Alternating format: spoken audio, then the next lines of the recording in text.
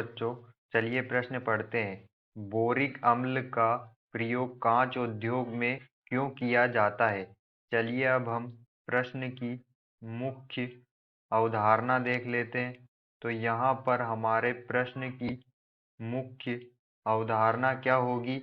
जो बोरिक अम्ल होता है, बोरिक अम्ल ये एक बोरॉन का यौगिक होता है जिसका सूत्र होता है H3BO3।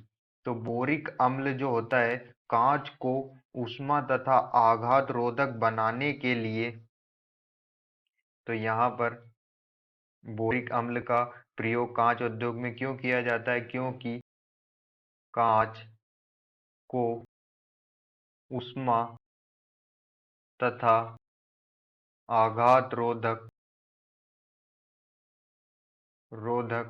बनाने के लिए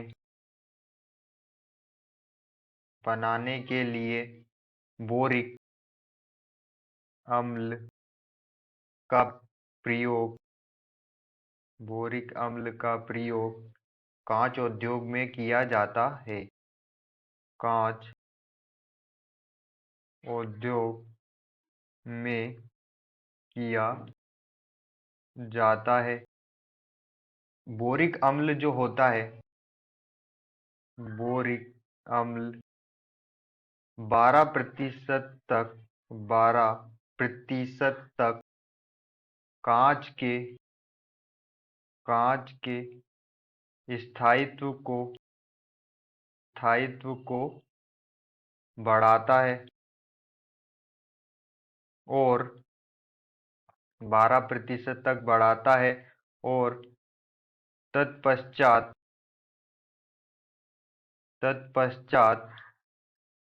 स्थायित्व घटाता है। 12% तक तो बढ़ाता है, फिर उसके बाद स्थायित्व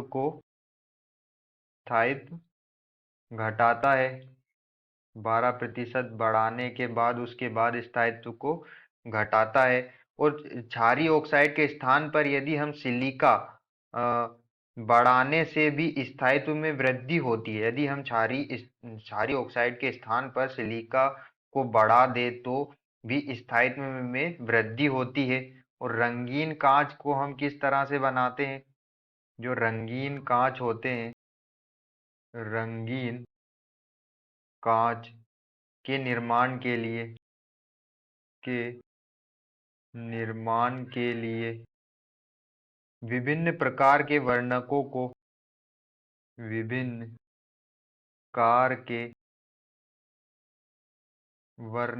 को कांच के मिश्रण में डाला जाता है।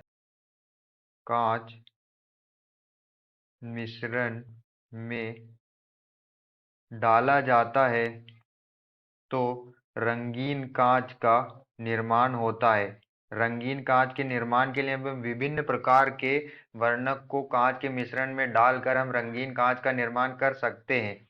तो यहाँ पर हमने देखा कि जो कांच है, कांच को ऊष्मा तथा आघात रोधक बनाने के लिए जो बोरिक अम्ल होता है, जिसे H3BO3 के रूप में लिखते हैं, का प्रयोग कांच उद्योग में किया जाता है।